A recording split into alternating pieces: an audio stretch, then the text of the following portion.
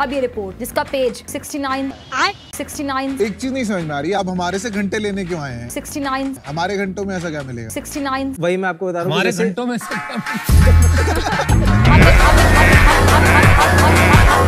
हमें 69 इंशाअल्लाह इस जिम्मेदारी को हम अल्लाह ताला ने चाहा तो निभाएंगे।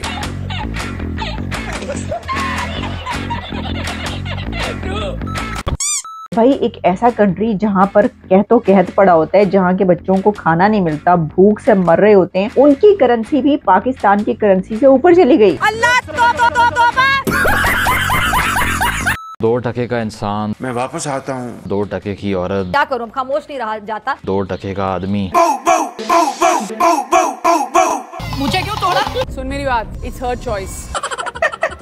जब बांग्लादेश बनता है तो हेनरी किसिंजर जो कि वजीर खारजा यानी कि फॉरेन मिनिस्टर था, फॉरेन सेक्रेटरी था अमेरिका का, उसने कहा था कि ये तो बास्केट केस है। वो बांग्लादेश को हम अपना बैगेज उतारा कि ये तुमने उतारा, ये बिल्कुल बेकार बैगेज है। अबे भगोना शरीफ, औकात में रहा करो। तुमने अपनी मर्जी से नहीं उतारा था, तुम्हारे पिछवाड़े पर चाटे मार मार कर लाल किया था ना, तब उतारा था, जब पाकिस्तान का वजूद टुकड़े टुकड़े हो गया। कांग्रेचुलेशन। तरक्की करना बांग्लादेश से सीखो। वो हम जाके निकल गया। ऐसा क्या उन्होंने किया? हम अपना, अरे कल फंस गया मुंह में। हम अपना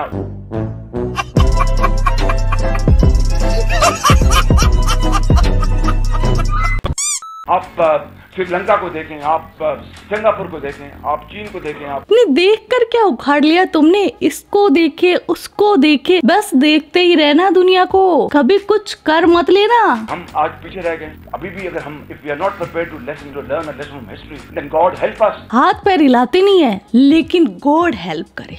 और मज़े की बात यह है कि ये जो टका था ना, ये आज 1.84 रुपीज़ के बराबर हो चुका है, यानी कि आपका रुपया जो है ना वो इस 2% से आधा हो चुका है। ये पुराना डेटा है, बांग्लादेशी टका 2.53 PKR पर पहुंच गया है। मतलब 1 टका और पाकिस्तान का 2.53 रुपए। आज से तकरीबन 50 साल पहले नारा लगा था वेस्ट पाकिस्तान के अंदर कि उधर तुम और इधर हम, यानी कि अलहदा हो जाओ, हमें तुम्हारी जरूरत नहीं है। इधर हम उधर तुम। बाजार गर्म है। आज 52 साल गुजर गए हैं।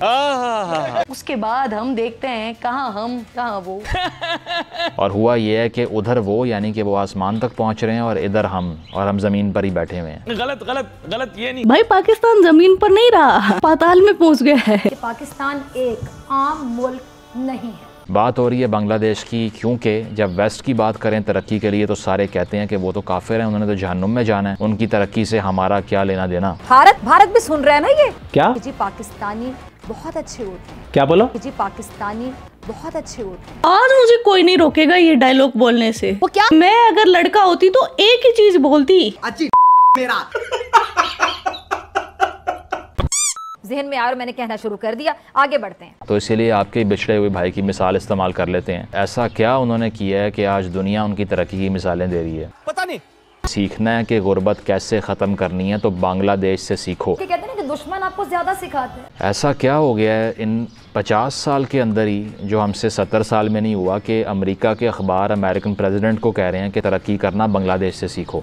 हमें उन्हें नहीं भूलना चाहिए। तो कैसे हो किटकैट्स? आई होप अच्छी होगी, मैं भी अच्छी हूँ। 16 दिसंबर पाकिस्तान की तारीख का स्याह तरीन दिन है। मत समझो हमने भुला दी। पाकिस्तान एक ऐसा देश है जिसके फेफड़ों में जान नहीं है। आखिर क्यों? पाकिस्तान का सीना चीरकर उसका फेफड़ा निकालकर अलग रख दिया था। ये वो ब्ला ब्ला ब्ला। इतना ही नहीं, पाकिस्तान के वो फौज जो दुनिया की नंबर 1 आर्मी है, 93 के सैनिकों ने एक साथ घुटने टेके थे। ये हमारी बहुत बड़ी अचीवमेंट है। तो आज वही देखते हैं कि जो फेफड़ा निकालकर अलग किया यानी बांग्लादेश, वो आज कहाँ पहुँच गया है, कितनी तरक्की कर ली है। वो हमसे कहीं आगे निकल गए। वहीं फेफड़े के बिना पाकिस्तान कैसे तड़फ रहा है, बिना ऑक्सीजन के वेंटिलेटर पर पहुँच गया है, सांसें अटक अटक कर ले रहा है। उसको एक वेंटिलेटर चाहिए। तो कभी वो वेंटिलेटर बन जाता है चाइना, कभी बन जाता है अमेरिका, कभी बन जाता है वर्ल्ड बैंक, कभी बन जाता है IMF, कभी कोई, कभी UAE, कभी कोई, सऊदी अरेबिया। ये सब वेंटिलेटर हैं पाकिस्तान के।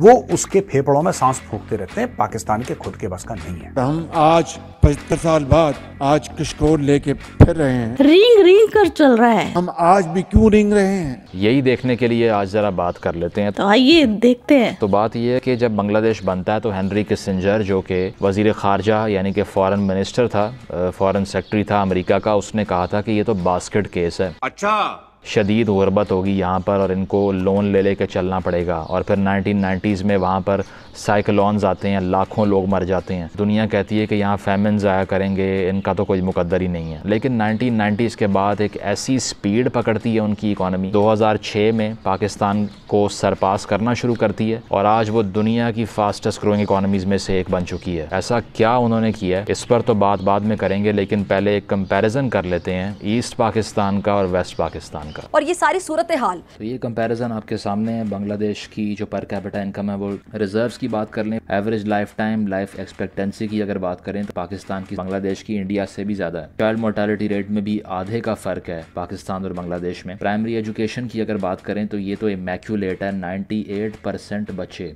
प्राइमरी एजुकेशन हासिल कर लेते हैं। पाकिस्तान में 72% का फिगर है और वो भी कितना ट्रू है वो आपको बेहतर पता है। ये भाई साहब जो बता रहे हैं ये पुराना डेटा है, नया डेटा आपको देगी किरण खाच। माशी तरक्की की जो शरह 2023 में पाकिस्तान 0.0 अंडा, बांग्लादेश तकरीबन 6% पर है। ओहो, अद्भुत।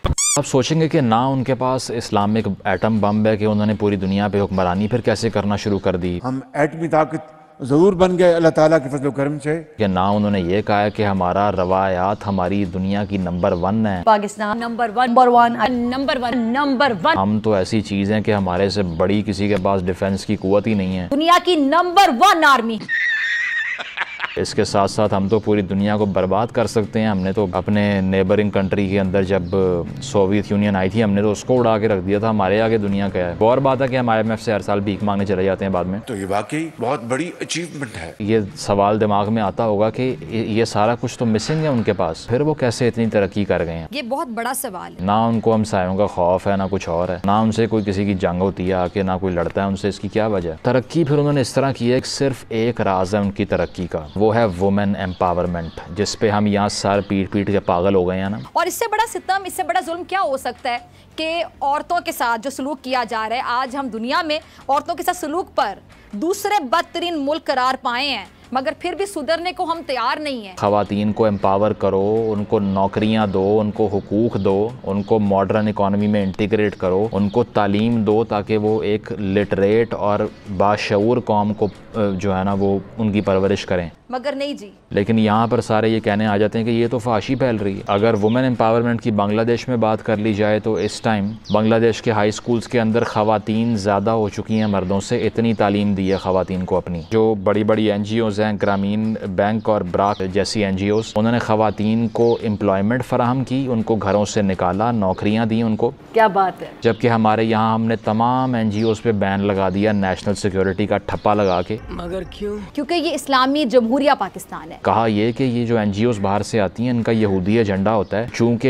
एक लोकल खतीब ने कह दिया कि इसको बैन करो तो इसलिए इसको बैन कर दो। वाह भाई वाह। मैंने अपनी आंखों से हजारों अच्छी काम करती हुई NGOs को बैन होते देखा है, सिर्फ इस बिना पर कि ये हमारा कल्चर डिस्ट्रॉय कर रहे हैं। कल्चर हमारा क्या है कि खातून भेड़ बकरी है, सुनते जाइए, बच्चे पैदा करने की मशीन है, इसके अलावा उसका कोई रोल नहीं है। किचन में जाए, रोटी बनाए, बस बात खत्म। सुनते जाइए। इसके अलावा कुछ भी करेंगे तो वो वेस्टर्न एजेंडा है। सुनते जाइए। तो बांग्लादेश ने ये नहीं सोचा, और पता नहीं उनका कल्चर डिस्ट्रॉय क्यों नहीं हुआ कि वो इतनी इकोनॉमिक ग्रोथ पर पहुंच गए हैं और रवायात भी उधर की उधर ही है, नेशनलिज्म भी उतना ही है, मोहब्बत भी उनको अपनी कौम से उतनी है। क्यों? पता नहीं क्यों नहीं उनका कल्चर डिस्ट्रॉय होता है इन चीज़ों से, जिन चीज़ों से हमें इतना खौफ आता है कि हम बैन ही कर देते हैं उसको। बांग्लादेश के अंदर न्यूयॉर्क टाइम्स के मुताबिक education and empowerment of women is the pillar of the economy, कि वो सतून बन गया उनकी मुआशियात का, इतना उन्होंने ख़वातीन को एम्पावर किया और सिर्फ वही राज है उनकी तरक्की का। जबकि हमारे यहाँ 51% पॉपुलेशन ख़वातीन यानी कि जो हैं उसमें से 90% घर बैठी हुई हैं, उनका रोल ही कोई नहीं है। एक बंदा 20,000 कमाता है, आगे 6 में डिवाइड हो जाता है, सब गरीब हो जाते हैं। पाकिस्तान में वुमेन एम्पावरमेंट है ना, खरगोश की तरह बच्चे पैदा करती है। अल्लाह का लाख लाख शुक्र है। और क्या चाहिए पाकिस्तानी लड़कियों को।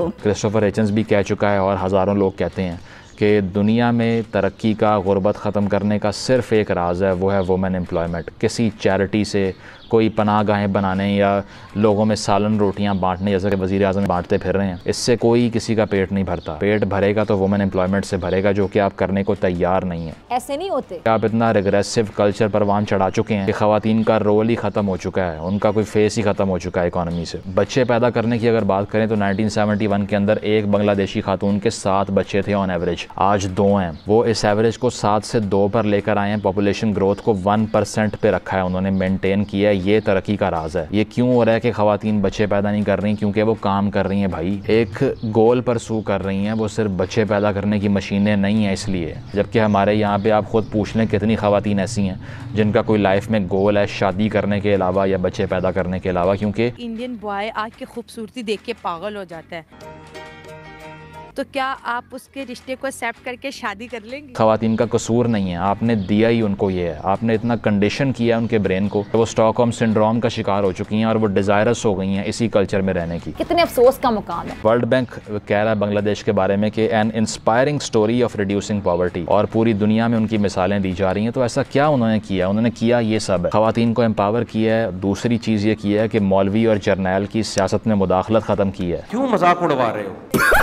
तीसरी चीज़ ये की है कि उन्होंने सिक्योरिटी पॉलिसीज़ अपनी इतनी बड़ी नहीं रखी, इकोनॉमिक पॉलिसीज़ और ह्यूमन कैपिटल में इन्वेस्ट किया है। अब आप कहेंगे हमें ख़तरा बहुत है इसलिए हम बम बनाते हैं, इसलिए हम हथियार ख़रीदते हैं, दुनिया में टॉप 10 कंट्रीज़ में से एक है हथियार ख़रीदने के हवाले से। तो वो आप समझते नहीं हैं कि इसीलिए आप हथियार ख़रीदते हैं, इसलिए आपको ख़तरा है क्योंकि आपकी अग्रेसिव फ़ॉरेन पॉलिसी है। आपने इतनी इश्तियाल अंगेज़ फ़ॉरेन पॉलिसी अपनाई है पिछले चंद सालों में कि इधर मुदाखलत कर, उधर मुदाखलत कर, इधर टांग अड़ा, उधर नाक घुसा अपनी। उस वजह से ये हुआ है कि आपको एक बड़ा कैपिटल, अपना सारा कुछ सिक्योरिटी पॉलिसी पे लगाना पड़ गया है। और अब आर्मी चीफ ने भी कहा है पाकिस्तान के कि हम इन पॉलिसीज़ को रिविजिट करना चाह रहे हैं, हम पीस चाहते हैं। लेकिन अभी भी ये जो सारे कीबोर्ड वॉरियर बैठे हुए हैं ना, ये अभी भी नहीं मानते। ये अब भी यही कहेंगे कि नहीं, हम ताक़यामत रहने के लिए बने हैं, हम लाल किले पे झंडा लगा देंगे, हम उसको तबाह कर देंगे, हम इस्लामिक एम्पायर बना लेंगे, हम पूरी दुनिया में हुक्मरानी कायम कर लेंगे। यूँ लगता है कि पाकिस्तान को चलाने वाली ये सारी चीज़ें किसी बंद गली में फंस कर रह गई हैं। बिल्कुल डेलूजन का शिकार हो चुके हैं ये लोग। नॉम चॉम्स्की ने भी अभी रिसेंटली जो लेक्चर दिया है पाकिस्तान के हवाले से, उसने उसमें यही कहा था कि Pakistan has to get out of religious डेलूजन।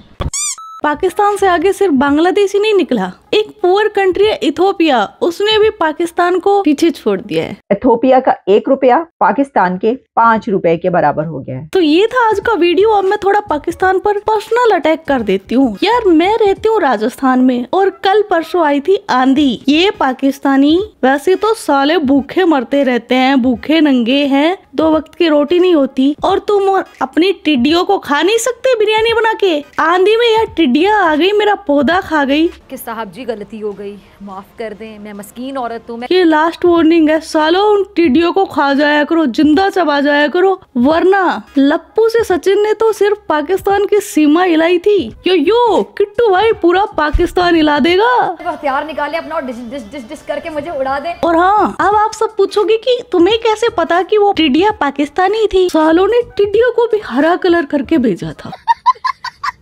तो आज का वीडियो बस इतना ही। आपके क्या थॉट्स इस वीडियो के बारे में वो कमेंट सेक्शन में बता देना। आप अपना ख्याल रखना। Love you my kit cats. Yo Kittu भाई। यो किट्टू भाई।